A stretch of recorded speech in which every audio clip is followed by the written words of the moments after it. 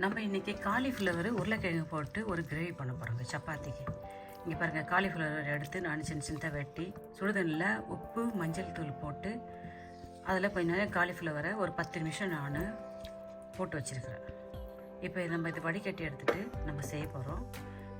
2 table spoon தேங்காய், 1 table spoon முந்திரி பயிறு, 1/2 டேபிள் ஸ்பூன் பெருஞ்சீரகம், 1/2 டேபிள் ஸ்பூன் கசகசேட்டு மசாலா ஒன்று ரெடி பண்ணி வச்சுக்கலாம். இதை மிக்ஸி ஜாரில் போட்டுட்டோம். ஒரே ஒரு பச்சை மிளகாய் போட்டுக்கலாம், ஒரு கொத்தமல்லி தழை போட்டுக்கலாம், ஒரு 4-5 இலை புதினா கொத்தமல்லி பச்சை மிளகாய் இதை சேர்த்து நம்ம அரைச்சிக்கலாம். திட்டமாக கொஞ்சம் எண்ணெய் ஊற்றிக்கலாம். கொஞ்சம் பட்டை, 2 கிராம்பு, 2 ஏலக்காய், ஒரு 1/2 ஸ்பூனு சீரகம், 1/2 ஸ்பூனு பெருஞ்சீரகம், 2 இலை எடுத்து வச்சுக்கிறேன். நிறைய மசாலா கிடையாது, சும்மா கொஞ்சம் தான் போட்டுக்கிறோம். இல்லை கொஞ்சோண்டு கருவேப்பிலை போட்டுக்கலாம். வெங்காயம்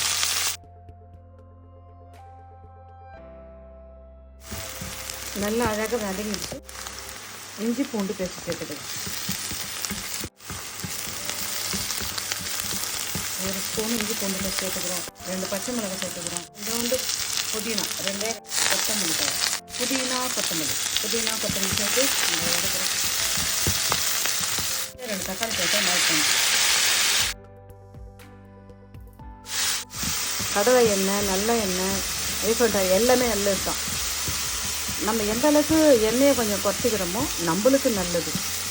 அதனால் நீங்கள் எந்த அளவுக்கு முடிஞ்ச அளவுக்கு ஆயிலை கம்மி பண்ணிக்க முடியுமோ ஆயிலை கம்மி பண்ணிக்கோங்க. ஆட் பண்ணிக்கிறோம்.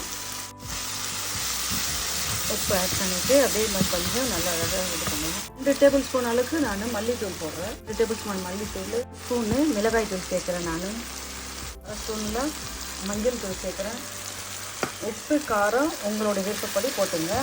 கழுவி க்ளீன் பண்ணி வச்சுருந்தா ஒரு 4 உருளைக்கிழங்கு, சின்ன சைஸ் உருளைக்கிழங்கு ஒரு 4 உருளைக்கிழங்கு நான் இதில் சேர்த்துக்கிறேன். நான் நறுக்கி வச்சுருந்த 4 சின்ன சைஸ் உருளைக்கிழங்கு இதில் போட்டு நான் போட்டுக்கிறேன்.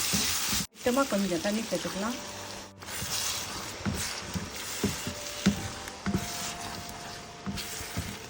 சுத்தமாக தண்ணி கொஞ்சம் சேர்த்து 5 நிமிஷம் வேக வைக்கலாம்.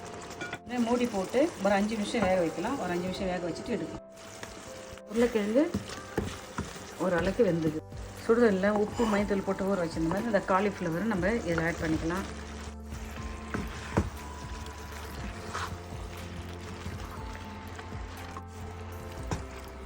பாருங்கள், ரெடி பண்ணி வச்ச மசாலாவை இதில் சேர்த்துக்கலாம். இது கூட கொஞ்சம் தண்ணி ஆட் பண்ணிக்கலாம். ஜாரை கழுவி கொஞ்சம் தண்ணி ஊற்றிக்கலாம்.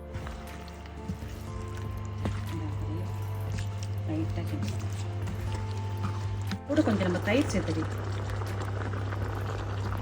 கொஞ்சம் தயிர், ஒரு 3 டேபிள் ஸ்பூன் அளவுக்கு தயிர் சேர்த்துக்கலாம். மசாலா சேர்த்தாச்சு, தயிர் சேர்த்தாச்சு. உப்பு பார்த்துங்க, உப்பு டேஸ்ட் பார்த்துங்க. இதெல்லாத்தையும் போட்டுட்டு நம்ம மூடி போட்டு சும்மா ஒரு நிறைய நேரம் இல்லை, ஒரு 2 நிமிஷம். ஏற்கனவே இந்த உருளைக்கிழங்கு கொஞ்சம் வந்துச்சு, சுடுதண்ணில் போட்டு கொஞ்சம் எடுத்து வச்சிட்டோம். ஸோ அதனால் ரொம்ப நேரம் இது வேக வைக்கணும் அவசியம் கிடையாது. சும்மா ஒரு 2 நிமிஷம் மூடி போட்டு கொஞ்சம் வேக வைப்போம். இது பாருங்கள், முட்டையிலான உடச்சி ஊற்றப்போம். உடச்சி அளவுலேயே ஊற்றிக்கிறேன்.